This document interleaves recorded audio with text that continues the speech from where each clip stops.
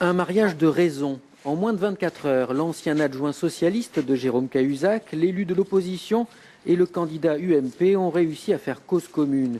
Une liste pour le moins hétéroclite qui dit agir dans l'intérêt des Villeneuvois.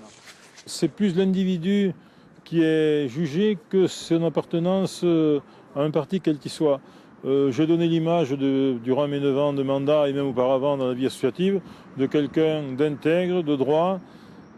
Donc de ce fait, je pense que les Villeneuvoises et les Villeneuvois vont au-delà d'un parti politique quel qu'il soit. Oubliez les invectives et les mots doux de la campagne. Il faut dire qu'à eux trois, ces candidats totalisaient 39% des voix au premier tour, loin devant Patrick Cassani, le maire socialiste sortant désormais en ballottage défavorable.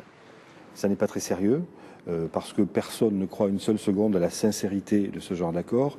Et ce qui est grave, c'est la pérennité de cet accord qui évidemment ne tiendrait pas et qui provoquerait, je dirais, de graves difficultés. Parce qu'il s'agit quand même, il ne faut pas l'oublier, de gérer une ville de 25 000 habitants, une agglomération de 50 000 habitants.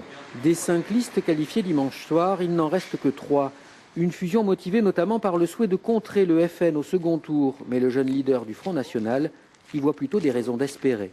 Madame Davelu, Monsieur Cobé et Monsieur Leig ont montré le pire de la vie politique à Villeneuve-sur-Lot, en s'alliant, en faisant une alliance contre nature. C'est vraiment le mariage de la carpe et du lapin. Et tout ça, je crois que ça participe au dégoût de la vie politique qui est ressenti par beaucoup de Français. Une triangulaire en tout cas inattendue à Villeneuve-sur-Lot. Difficile d'imaginer ce qui sortira du second tour.